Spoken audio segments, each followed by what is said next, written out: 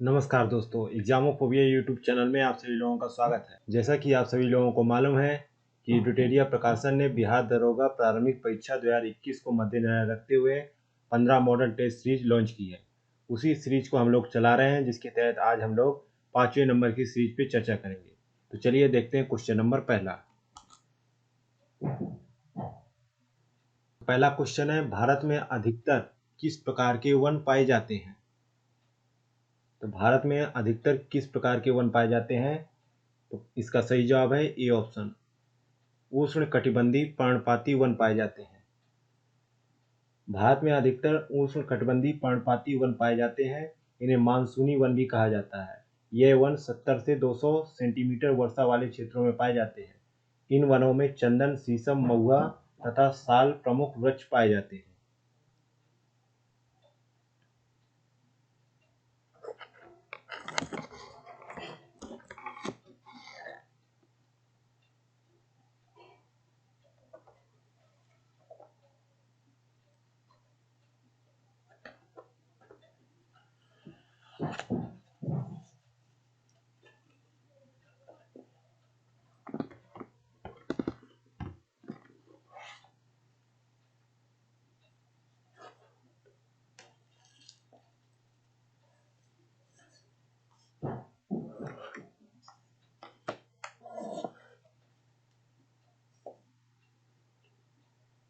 Next है question number दूसरा, काचिन पहाड़ियां भारत और किस देश के साथ सीमा साझा करती हैं?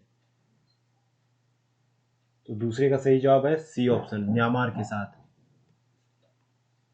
सी ऑप्शन सही है, म्यांमार के साथ। काचिन पहाड़ियां म्यांमार के काचिन राज्य में स्थित हैं। ये भारत और म्यांमार के बीच सीमा का निर्धारण करती हैं। यह पहाड़ी अरुणाचल प्रदेश से लगती है। नेक्स्ट है क्वेश्चन नंबर तीसरा, जलोढ़ मिट्टी के बारे में निम्नलिखित में से कौन सा कथन गलत है? तो यहाँ पर सही जवाब होगा डी ऑप्शन, नवीन जलोढ़ मृदा को बांगर कहते हैं। ये कथन गलत है। भारत के उत्तरी मैदान में जलोढ़ मृदा का सर्वाधिक विकास हुआ है। भारत में सबसे अधिक भूभाग पर जलोढ़ मिट्टी पाई जाती है। पुराने जलोढ़ मिट्टी को बांगर तथा नई जलोढ़ मिट्टी को खादर कहा जाता है। नेक्स्ट है क्वेश्चन नंबर चौथा, भारत में बॉक्साइट का सर्वाधिक उत्पादन किस राज्य में किया जाता है? तो इसका सही जवाब है ए ऑप्शन, उड़ीसा में किया जाता है। भारत के कुल बॉक्साइट उत्पादन का 50% उत्पादन अकेले उड़ीसा में किया जाता है। नेक्स्ट है क्वेश्चन नंबर पांचवा, कांगेर घाटी राष्ट्रीय उद्यान किस राज्य में स्थित है? तो इसका सही जवाब है ए ऑप्शन, छत्तीसगढ़ में स्थित है। कांगेर घाटी राष्ट्रीय उद्यान छत्तीसगढ़ में स्थित है। 1982 में भारत सरकार द्वारा इसे राष्ट्रीय उद्यान घोषित किया गया था। नेक्स्ट है क्वेश्चन नंबर छठवां, भारत के निम्नलिखित क्षेत्रों पर विचार कीजिए। तो पहला है उत्तर पूर्वी हिमालय, दूसरा है पश्चिमी घाट, तीसरा है पूर्वी घाट। उपरोक्त में से किस क्षेत्र में उष्णकटिबंधीय वर्षा वन पाए जाते हैं? तो छठे का सही जवाब क्या होगा? ए ऑप्शन, पहले और दूसरे में, यानी उत्तर पूर्वी हिमालय और पश्चिमी घाट में उष्णकटिबंधीय वर्षा वन पाए जाते हैं। नेक्स्ट है क्वेश्चन नंबर सातवां,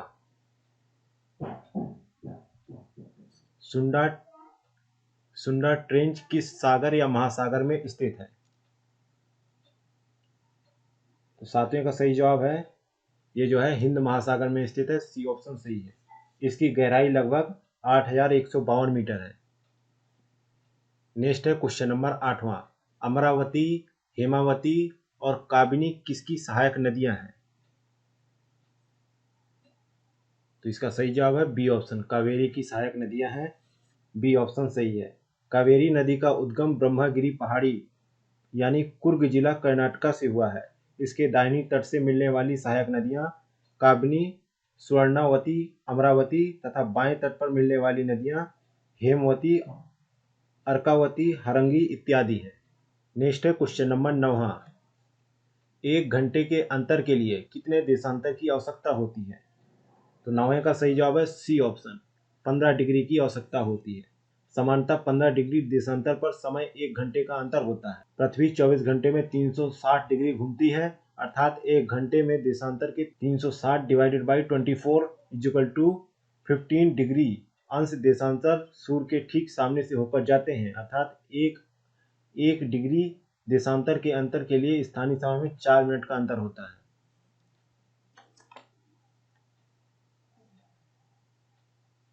अगला है क्वेश्चन नंबर 10वां। भारत की राष्ट्रीय जनसंख्या नीति 2020 के अनुसार निम्नलिखित में से किस वर्ष तक जनसंख्या स्थिरता प्राप्त करने का हमारा दीर्घावधि लक्ष्य है? तो 10वें का सही जवाब है सी ऑप्शन, 2045 तक। नेक्स्ट है क्वेश्चन नंबर 11। गाय की नस्लों में कौन विदेशी नस्ल है? तो 11वें का सही जवाब क्या होगा? डी ऑप्शन, फ्रीजियन जो है विदेशी नस्ल है। डी ऑप्शन सही है। ये जो है नीदरलैंड में पाई जाती है। अगला है क्वेश्चन नंबर 12वां। पाइप्ड प्राकृतिक गैस यानी पीएनजी का प्रयोग किया जाता है। किसके लिए किया जाता है पीएनजी का प्रयोग? तो इसका सही जवाब है भोजन पकाने के लिए।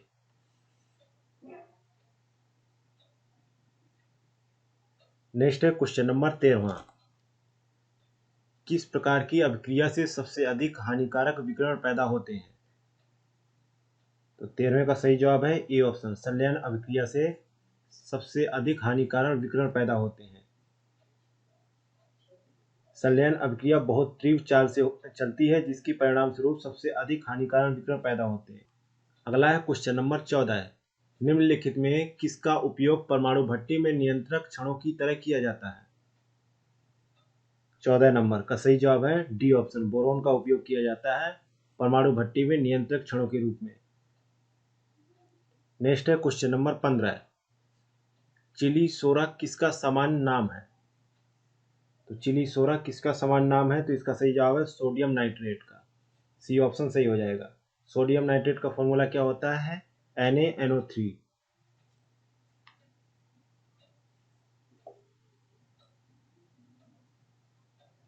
नेक्स्ट है क्वेश्चन नंबर 16। निम्नलिखित में से कौन सा कार्बोलिक अम्ल के नाम से भी जाना जाता है? तो कार्बोलिक अम्ल के नाम से क्या जाना जाता है? फिनॉल को जानते हैं। ये ऑप्शन सही है। इसका रासायनिक सूत्र बताते हैं क्या होता है? C6H5OH। नेक्स्ट है क्वेश्चन नंबर 17। परमाणु तत्व संख्या 29 किससे संबंधित है? तो इसका सही जवाब है बी ऑप्शन, डी ब्लॉक से संबंधित है। ऑफ बाउ नियम की सहायता से तत्वों का इलेक्ट्रॉनिक विन्यास बनाए जा सकते हैं। इस प्रकार ऊर्जा बढ़ते क्रम में SPDF ब्लॉक में बांटा जाता है। परमाणु संख्या 29 कॉपर को डी ब्लॉक में रखा गया है। तो 29 जो है कॉपर के लिए है परमाणु संख्या, और इसको डी ब्लॉक में रखा जाता है। नेक्स्ट है क्वेश्चन नंबर 18। जब दो परमाणुओं के बीच आबंध बनता है तो प्रणाली की ऊर्जा पर क्या प्रभाव पड़ता है? तो इसके तहत जो है ऊर्जा जो है घटती है। बी ऑप्शन सही है। अगला है क्वेश्चन नंबर 19। निम्नलिखित में से किन कणों में कड़ी तरंग की द्विप्रकृति पाई जाती है? तो 19 का सही जवाब है ए ऑप्शन, इलेक्ट्रॉन। नेक्स्ट है क्वेश्चन नंबर 20। एंजाइम के प्रोटीन भाग को क्या कहते हैं? एंजाइम के प्रोटीन भाग को एपो एंजाइम कहते हैं। बी ऑप्शन सही है। नेक्स्ट है क्वेश्चन नंबर 21। निम्नलिखित में से कौन रेशेदार प्रोटीन का बेहतर उदाहरण है? रेशेदार प्रोटीन का बेहतर उदाहरण कौन है, निम्न में से बताना है। तो इसका सही जवाब है केराटिन। डी ऑप्शन सही है। यह प्रोटीन बाल, नाखूनों, सींगों इत्यादि में पाया जाता है। नेक्स्ट है क्वेश्चन नंबर 22। निम्नलिखित में से कौन सा एक किसी भी पाचक एंजाइम का श्रावण नहीं करता है? तो 22 का सही जवाब है सी, यकृत है जो पाचक एंजाइम का श्रावण नहीं करता है। सी ऑप्शन सही है। अगला है क्वेश्चन नंबर 23। विटामिन B2 का अन्य नाम क्या है? विटामिन B2 का एक दूसरा नाम क्या है, ये बताना है आपको। तो इसका सही जवाब है डी ऑप्शन, राइबोफ्लेविन नाम है इसका। डी ऑप्शन सही है। ये जो है दूध, पनीर, पत्तेदार सब्जियों आदि में पाए जाते हैं। नेक्स्ट है क्वेश्चन नंबर 24। मूत्र का असमान घटक क्या है? तो मूत्र का असमान घटक जो है एल्ब्यूमिन है। डी ऑप्शन सही है। आपको पहले ही बताया जा चुका है। मूत्र में जल की मात्रा 95%, यूरिया की 2.6% और अदर लवणस की जो है 2%। नेक्स्ट है क्वेश्चन नंबर 25। महारंध्र जो एक द्वारक है निम्न में से कहाँ पाया जाता है? ये जो है कपाल में होता है, ए ऑप्शन सही है। नेक्स्ट है क्वेश्चन नंबर 26। मानव रुधिर का पीएच मान कितना होता है? तो मानव रुधिर का पीएच मान जो है 7.4 होता है, बी ऑप्शन सही है। स्वस्थ मनुष्य में लगभग 5 से 6 लीटर रुधिर होता है। यह एक संयोजी ऊतक है जिसमें प्लाज्मा 55% एवं रुधिराणु 45% होते हैं। नेक्स्ट है क्वेश्चन नंबर 27। ईसीजी किसकी गतिविधि को दर्शाता है? तो ईसीजी जो है हृदय की गतिविधि को दर्शाता है, बी ऑप्शन सही है। इसका फुल फॉर्म होता है इलेक्ट्रोकार्डियोग्राफ, एक प्रकार का चिकित्सीय परीक्षण है जो हृदय की गतिविधि को दर्शाता है। अगला है क्वेश्चन नंबर 28। निम्न में से कौन सा दोनों बहिस्रावी ग्रंथि और अंतरस्रावी ग्रंथि के रूप में व्यवहार नहीं करता है? तो 28 का सही जवाब है ए ऑप्शन, पीयूष ग्रंथि। पीयूष ग्रंथि शरीर की सबसे छोटी अंतरस्रावी ग्रंथि है तथा इस ग्रंथि के हार्मोन अन्य अंतरस्रावी ग्रंथियों को नियंत्रित करता है, अतः इसे मास्टर ग्रंथि भी कहते हैं। जबकि अग्नाशय, वृषण तथा अंडाशय मिश्रित ग्रंथियां हैं जो दोनों के रूप में व्यवहार करती हैं। नेक्स्ट है क्वेश्चन नंबर 29। निम्न में से कौन सा प्रक्रम अंधकार के समय पादपों के साथ संबद्ध होते हैं? तो 29 का सही जवाब क्या है? डी ऑप्शन, चालन और श्वसन।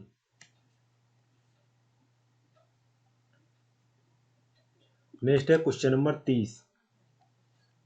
किसी वृक्ष को अधिकतम हानि निम्न में से कैसे पहुंचती है? तो इसका सही जवाब है डी ऑप्शन, उसकी छालों का नाश करने से वृक्ष को हानि पहुंचती है। किसी वृक्ष को अधिकतम हानि तब पहुंचती है जब उसकी छाल का नाश हो जाता है। छाल के नाश होने से वृक्ष में जो फ्लोएम ऊतक होता है उसका अभाव हो जाता है, जिससे खाद्य परिवहन की क्रिया बाधित हो जाती है। नेक्स्ट है क्वेश्चन नंबर 31। शुद्ध जल किस तापमान पर जम जाता है? तो जो है शुद्ध जल जो है 32 डिग्री में जम जाता है, 32 डिग्री फ़ारेनहाइट पे जम जाता है। अगला है क्वेश्चन नंबर 32। अवतल लेंस से हमेशा निम्नलिखित में से कौन सा प्रतिबिंब बनता है? तो इससे जो है आभासी और सीधा जो है प्रतिबिंब बनता है, बी ऑप्शन सही है। अवतल लेंस से प्रतिबिंब हमेशा वस्तु की ओर लेंस तथा फोकस के बीच बनता है। यह आभासी, सीधा तथा वस्तु से छोटा होता है। अगला है क्वेश्चन नंबर 33। ध्वनि का तारतम्य किस पर निर्भर करता है? तो ध्वनि का तारतम्य जो है किस पर निर्भर करता है? आवृत्ति पर निर्भर करता है, सी ऑप्शन सही है। ध्वनि का वह लक्षण जिसके कारण हम ध्वनि को मोटी या पतली कहते हैं उसे ही तारतम्य कहते हैं। ध्वनि का तारतम्य उसकी आवृत्ति पर निर्भर करता है। तारतम्य बढ़ने के साथ ध्वनि पतली हो जाती है और तारतम्य कम होने पर ध्वनि मोटी हो जाती है।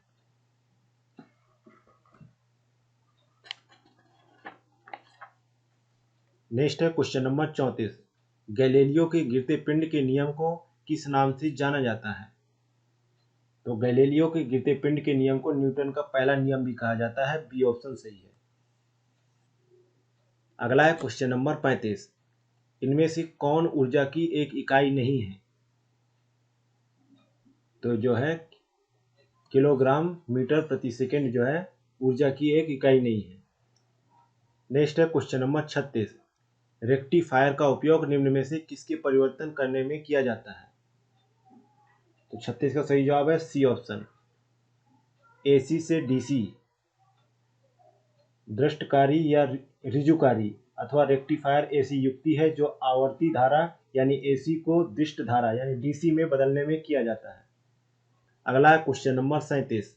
उच्चतम न्यायालय के न्यायाधीशों की संख्या बढ़ाने की शक्ति किसके पास है? तो इसकी संख्या बढ़ाने की शक्ति जो है संसद के पास है, सी ऑप्शन सही है। नेक्स्ट है क्वेश्चन नंबर 38। लोकसभा की बैठक किस प्रकार समाप्त की जाती है? तो लोकसभा की बैठक जो है किस प्रकार समाप्त की जाती है, तो स्थगन द्वारा, विघटन द्वारा और सत्रावसान द्वारा, यानी सत्र खत्म हो जाए।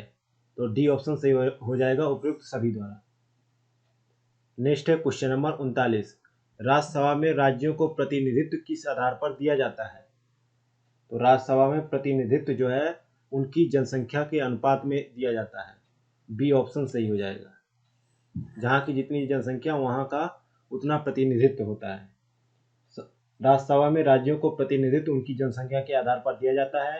राज्यसभा की अधिकतम सदस्य संख्या 250 निर्धारित है। इनमें से 238 सदस्य राज्यों एवं संघ शासित प्रदेशों से अप्रत्यक्ष रूप से निर्वाचित होते हैं, जबकि 12 सदस्य राष्ट्रपति द्वारा मनोनीत किए जाते हैं। अगला है क्वेश्चन नंबर 40। भारतीय संविधान की उद्देशिका अथवा प्रस्तावना किन शब्दों से शुरू होती है?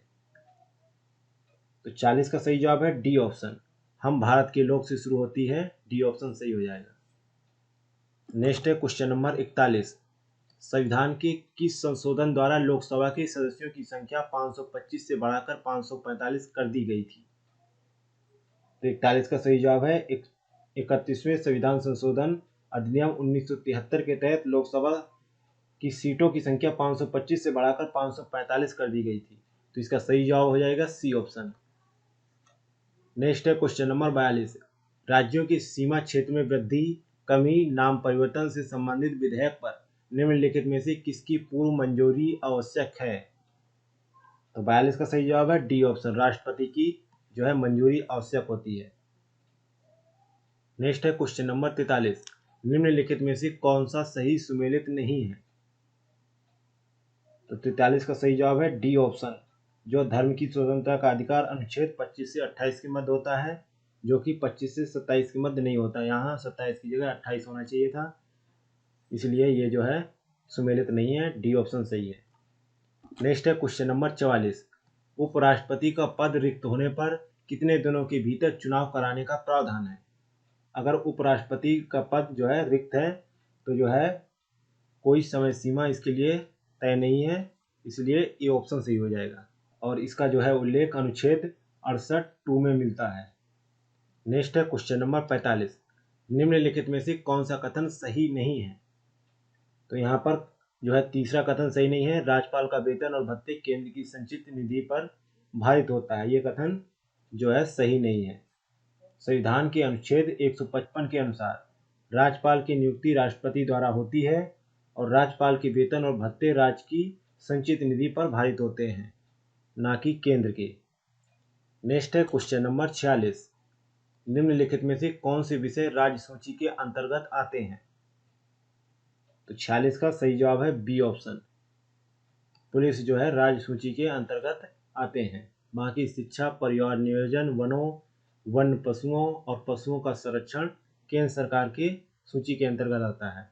अगला है क्वेश्चन नंबर 47। भारतीय संविधान में अवशिष्ट विषय पर कानून बनाने का अधिकार किसे प्राप्त है? तो 47 का सही जवाब है ए ऑप्शन, संसद को प्राप्त है अनुच्छेद 248 के तहत। नेक्स्ट है क्वेश्चन नंबर 48। राष्ट्रीय नियोजन समिति का गठन किस वर्ष किया गया था? राष्ट्रीय नियोजन समिति का गठन किस वर्ष किया गया था? 48 का सही जवाब है बी ऑप्शन, 1938 को किया गया था।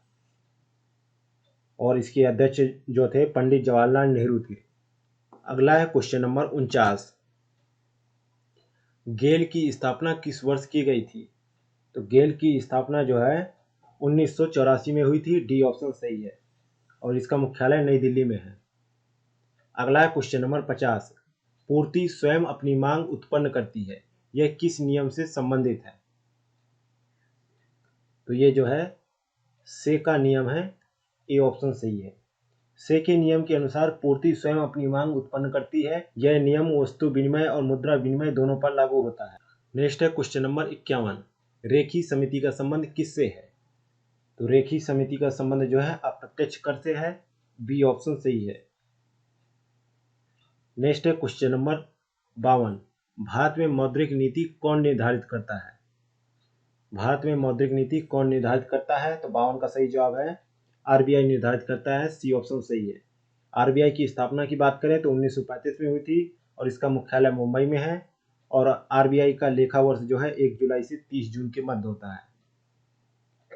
नेक्स्ट है question number 53, tiger man of India के नाम से किसे जाना जाता है? 53 का सही जवाब है डी ऑप्शन, कैलाश सांखला को जाना जाता है। डी ऑप्शन सही है। राजस्थान के कैलाश सांखला को टाइगर मैन ऑफ इंडिया के नाम से जाना जाता है। इनके ही नेतृत्व में 1973 में प्रोजेक्ट टाइगर की शुरुआत की गई थी।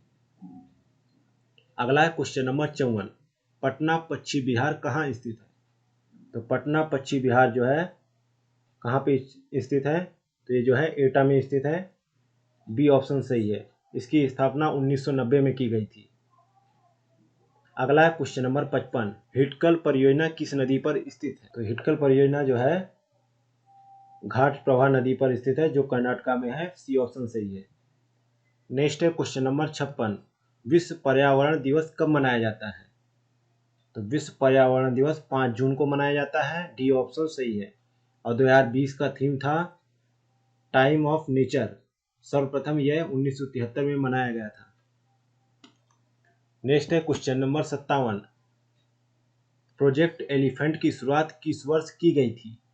तो प्रोजेक्ट एलिफेंट की शुरुआत जो है 1952 में हुई थी और प्रोजेक्ट टाइगर की शुरुआत 1973 में की गई थी। तो यहाँ पर सी ऑप्शन सही हो जाएगा। नेक्स्ट है क्वेश्चन नंबर 58, अंतर्राष्ट्रीय जैव विविधता दिवस 2020 का थीम या विषय क्या था? तो इसका विषय था our solution are in nature, यानी सी ऑप्शन सही था और ये 22 मई को मनाया गया था। अगला है क्वेश्चन नंबर 59, विश्व प्रेस स्वतंत्रता सूचकांक 2020 में भारत का स्थान क्या था? तो इसमें जो है भारत का स्थान 142वां था। डी ऑप्शन सही है। और इस सूचकांक में प्रथम स्थान पर नॉर्वे था और विश्व प्रेस स्वतंत्रता दिवस 3 मई को मनाया जाता है। अगला है क्वेश्चन नंबर 60, राष्ट्रीय चिकित्सा आयोग के पहले अध्यक्ष कौन बने हैं? प्रोफेसर सुरेंद्र चंद्र शर्मा बने हैं। सी ऑप्शन सही है। अगस्त 2019 में संसद से राष्ट्रीय चिकित्सा आयोग अधिनियम 2019 को पारित किया गया। वहीं 25 सितंबर 2020 से अधिनियम प्रभावी होने के साथ ही भारतीय चिकित्सा परिषद अधिनियम 1956 को समाप्त कर दिया गया। नेक्स्ट है क्वेश्चन नंबर 61, इंडिया पॉजिटिव पुस्तक के लेखक कौन है? तो इंडिया पॉजिटिव पुस्तक के लेखक जो है चेतन भगत है। बी ऑप्शन सही है। नेक्स्ट है क्वेश्चन नंबर 62, तंजानिया की राजधानी कहाँ है? तो तंजानिया की राजधानी के बारे में बताना है। तो ये इसका जो है राजधानी डोडोमा है। ए ऑप्शन सही है। नेक्स्ट है क्वेश्चन नंबर 63, जिला स्तर पर सार्वजनिक वित्तीय प्रबंधन प्रणाली को संचालित करने वाला पहला केंद्र शासित प्रदेश कौन बना है? तो पहला केंद्र शासित प्रदेश जो बना है जम्मू और कश्मीर। ए ऑप्शन सही है। नेक्स्ट है क्वेश्चन नंबर 64, भारतीय नौसेना दिवस कब मनाया जाता है? तो भारतीय नौसेना दिवस जो है 4 दिसंबर को मनाया जाता है। सी ऑप्शन सही है। यह दिवस 1971 के युद्ध में भारत की पाकिस्तानी नौसेना पर विजय की स्मृति में मनाया जाता है। नेक्स्ट है क्वेश्चन नंबर 65, विश्व का सबसे बड़ा सौर वृक्ष कहाँ स्थापित किया गया है? तो विश्व का सबसे बड़ा सौर वृक्ष जो है दुर्गापुर में स्थापित किया गया है। सी ऑप्शन सही है। ये दुर्गापुर कहाँ पड़ता है? तो पश्चिम बंगाल में पड़ता है। इस सौर वृक्ष की स्वच्छ और हरित ऊर्जा की 12,000 से 17,000 इकाइयों को बनाने की वार्षिक क्षमता है, जबकि इसकी स्थापित क्षमता 11.5 किलोवाट से अधिक है। नेक्स्ट है क्वेश्चन नंबर 66, निम्नलिखित में से कौन सही सुमेलित नहीं है? तो इसका सही जवाब है बी ऑप्शन, माइनेक्स जो है सही सुमेलित नहीं है। ये जो है भारतीय नौसेना और जापानी समुद्री आत्मरक्षा बल के मध्य द्विपक्षीय समझौता है और ये युद्धाभ्यास किया गया था। और ये युद्धाभ्यास जो है कोच्चि में किया गया था 2019 में। तो इसलिए ये गलत है, मालदीव नहीं होगा, यहाँ पे जापान होगा। नेक्स्ट है क्वेश्चन नंबर 67, 2020 में साहित्य के क्षेत्र में नोबेल पुरस्कार हेतु किसका चयन किया गया है? तो 67 का सही जवाब है सी ऑप्शन, लुइस ग्लिक का चयन किया गया है। सी ऑप्शन सही है। ये जो है येल यूनिवर्सिटी में अंग्रेजी के प्रोफेसर हैं जिन्हें साहित्य के क्षेत्र में 2020 का नोबेल पुरस्कार दिया गया है। नेक्स्ट है क्वेश्चन नंबर 68, हाल ही में किस राज्य सरकार ने शुष्क इलाकों में ग्रीन कारपेट बनाने के लिए जल कला योजना की शुरुआत की है? तो जल कला योजना की शुरुआत किस राज्य ने किया है? तो 68 का सही जवाब है डी ऑप्शन, आंध्र प्रदेश ने किया है। नेक्स्ट है क्वेश्चन नंबर 69। किस सरकार ने संजीवन नाम से एक मोबाइल ऐप लॉन्च किया है? तो इसका सही जवाब है बी ऑप्शन, बिहार सरकार ने संजीवन नामक एक मोबाइल ऐप लॉन्च किया है।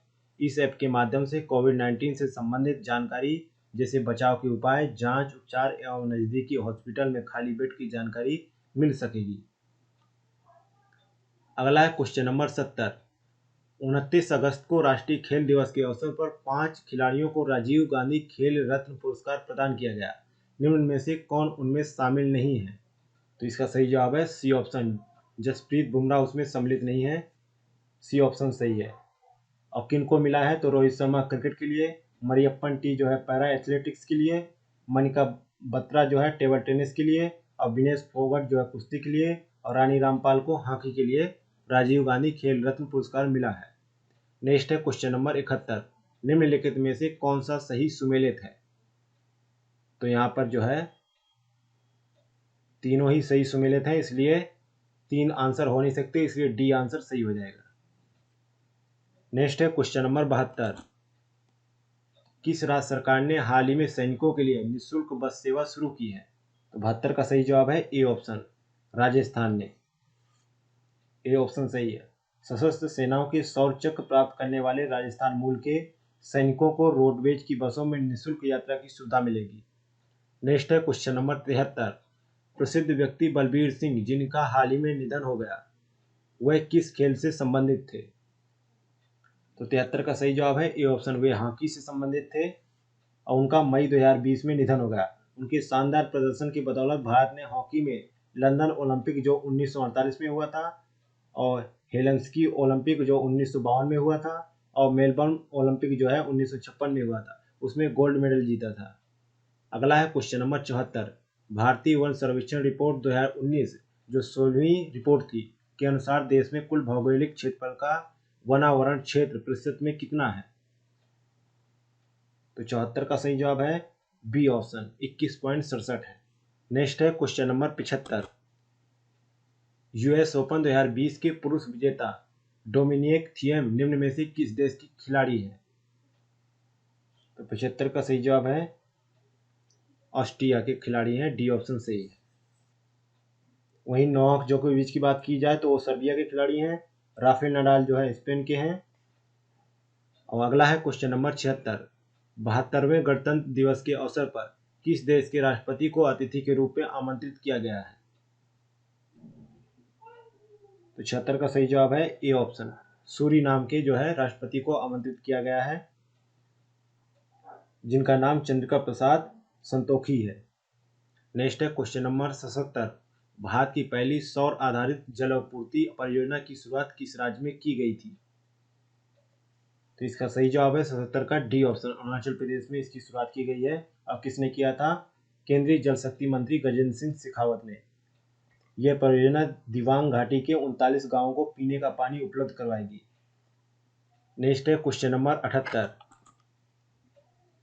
विश्व की सबसे बड़ी परमाणु संलयन परियोजना किस देश में स्थापित की जा रही है? तो 78 का सही जवाब है डी ऑप्शन, फ्रांस में स्थापित की जा रही है और इसका वजन 23,000 टन होगा। इसे वर्ष 2025 तक पूरा कर लिया जाएगा। अगला है क्वेश्चन नंबर 79। अंतर्राष्ट्रीय सौर गठबंधन के लिए अगले 2 वर्षों के लिए अध्यक्ष के रूप में किस देश को चुना गया है? तो यहाँ पर सही जवाब होगा भारत और फ्रांस को चुना गया है, डी ऑप्शन सही है। और ISA की शुरुआत 2015 में पेरिस जलवायु सम्मेलन के दौरान भारत और फ्रांस ने की थी। नेक्स्ट है क्वेश्चन नंबर 80।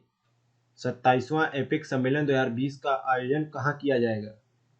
27वें एपेक सम्मेलन 2020 का आयोजन कहाँ किया गया? तो 80 का सही जवाब है बी ऑप्शन, मलेशिया में किया गया। नेक्स्ट है क्वेश्चन नंबर 81। बिहार विधानसभा चुनाव 2020 कितने चरण में संपन्न हुआ था? तो इसका सही जवाब है ए ऑप्शन, 3 चरणों में संपन्न हुआ। और पहले चरण में 16 जिले थे और 71 सीटें थी। दूसरे चरण में 17 जिले थे और 94 सीटें थी। तीसरे चरण में 15 जिले थे और 78 सीटें थी। और विधानसभा में कुल 243 सदस्य हैं। नेक्स्ट है क्वेश्चन नंबर 82। कोविड-19 के कारण मास्क की अनिवार्यता को लेकर कानून बनाने वाला देश का पहला राज्य कौन बना है? तो 82 का सही जवाब है डी ऑप्शन, राजस्थान। नेक्स्ट है क्वेश्चन नंबर 83। कठोपनिषद का संबंध किस वेद से है? तो 83 का सही जवाब है सी ऑप्शन, यजुर्वेद से है। सी ऑप्शन सही हो जाएगा। अगला देखते हैं क्वेश्चन नंबर 84। वैशेषिक दर्शन के प्रतिपादक कौन थे? तो 84 का सही जवाब है सी ऑप्शन, कणाद मुनि है। सी ऑप्शन सही है।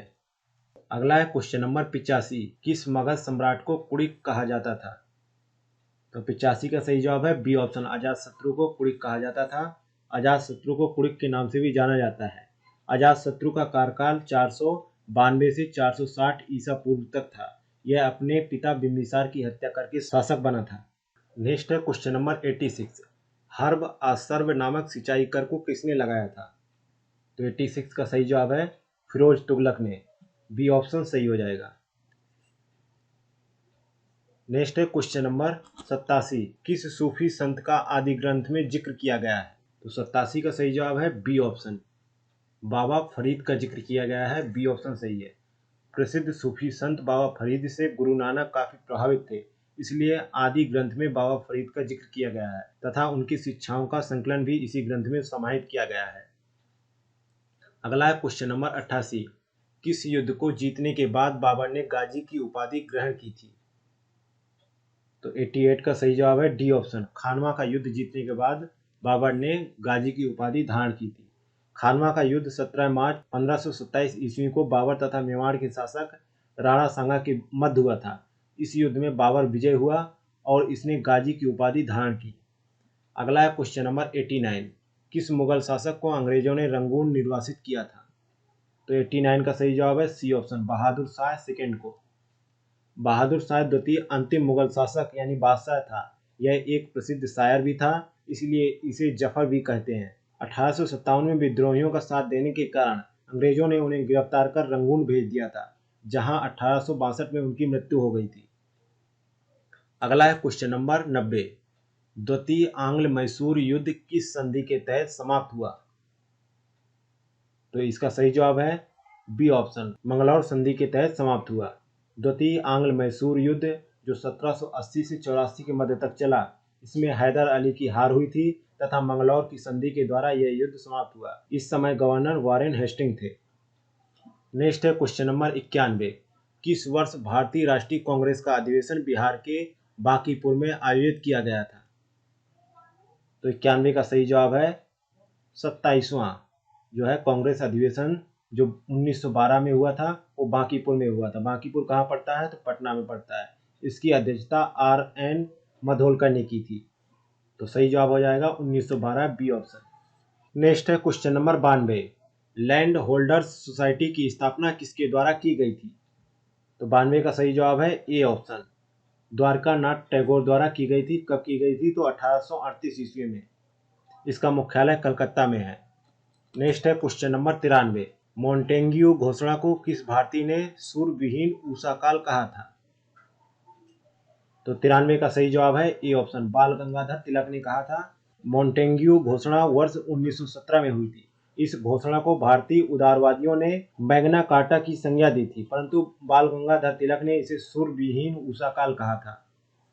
नेक्स्ट है क्वेश्चन नंबर 94। 1937 के प्रांतीय चुनाव में कांग्रेस पार्टी का चुनाव चिन्ह क्या था? तो इसका सही जवाब है बी, पीला बक्सा था। बी ऑप्शन सही है। 1937 के प्रांतीय चुनाव में कांग्रेस का चुनाव चिन्ह पीला बक्सा था। इस चुनाव में कांग्रेस को 5 प्रांतों में पूर्ण बहुमत मिला था। पंजाब, सिंध तथा बंगाल में कांग्रेस को पूर्ण बहुमत नहीं मिल पाया था। अगला है क्वेश्चन नंबर 95। दिए गए पुस्तक एवं उनके लेखकों का सही मिलान कीजिए। तो आनंद मठ जो है बंकिम चंद्र चटर्जी ने लिखा, चौथे से मिल जाएगा।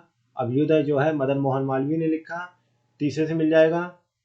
ब्रोकन विंग जो है सरोजिनी नायडू ने लिखा, दूसरे से मिल जाएगा। इंडिया टुडे जो है रजनी पामदत्त ने लिखा। इस हिसाब से सही जवाब हो जाएगा सी ऑप्शन। अगला क्वेश्चन नंबर 96। रेशमी रुमाल षड्यंत्र किससे संबंधित है? रेशमी रुमाल षड्यंत्र किससे संबंधित है? तो इसका सही जवाब है बी ऑप्शन, मौलवी उबैदुल्लाह सिंधी से संबंधित। बी ऑप्शन सही है। नेक्स्ट है क्वेश्चन नंबर 97। प्रथम 10 पूर्ण संख्या के घनों का योग क्या होगा?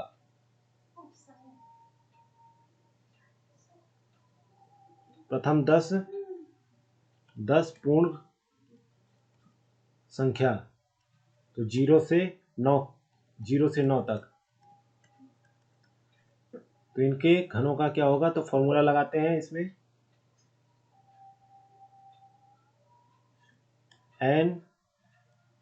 n प्लस अपॉन 2 ब्रैकेट बंद स्क्वायर, तो यहाँ पे 9n हो गया और 9 + 1 हो गया अपॉन 2 हो गया और स्क्वायर हो गया, तो क्या आया 45 स्क्वायर इक्वल टू 2025।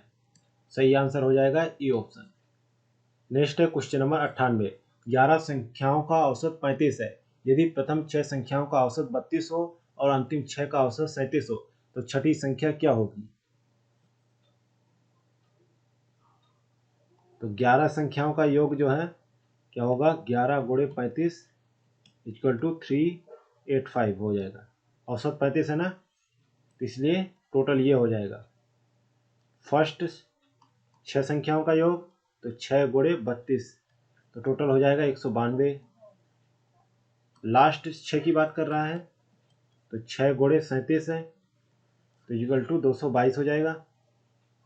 तो अब जो है अतः छठी का पूछ रहा है, तो छठी के लिए 192 प्लस 222 काउंट करें माइनस 385, अपने आप छठी के लिए आ जाएगा, तो छठी 29 है। सही जवाब बी हो जाएगा। नेक्स्ट है क्वेश्चन नंबर 99। किसी परीक्षा में 34% छात्र गणित में फेल हो गए और 42% अंग्रेजी में फेल हुए। यदि 20% छात्र दोनों विषयों में फेल हुए तो दोनों विषयों में पास होने वाले छात्रों का प्रतिशत क्या होगा।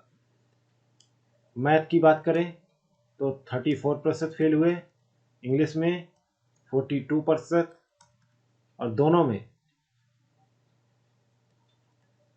की बात करें तो 20%, तो दोनों विषयों में पास होने वाले छात्रों का प्रतिशत निकालना है।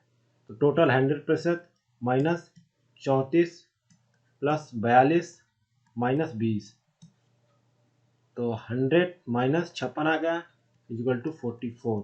दोनों विषयों में पास होने वाले 44% रहे। डी ऑप्शन सही है। अगला है क्वेश्चन नंबर 100 और अंतिम क्वेश्चन। a + b + c = 0, तो इस समीकरण का मान क्या होगा। तो इसका सही जवाब होगा, बताइए क्या होगा। डी ऑप्शन सही हो जाएगा। यहाँ पे 1 सही 1/2। इस तरीके से एडिटोरियल प्रकाशन द्वारा प्रस्तुत टेस्ट सीरीज नंबर 5 यहीं पे कंप्लीट होता है। मिलते हैं नेक्स्ट वीडियो में। Thank you for watching Examophobia. अरे भैया सुनो सुनो, हाँ तुम्ही से कह रहे हैं।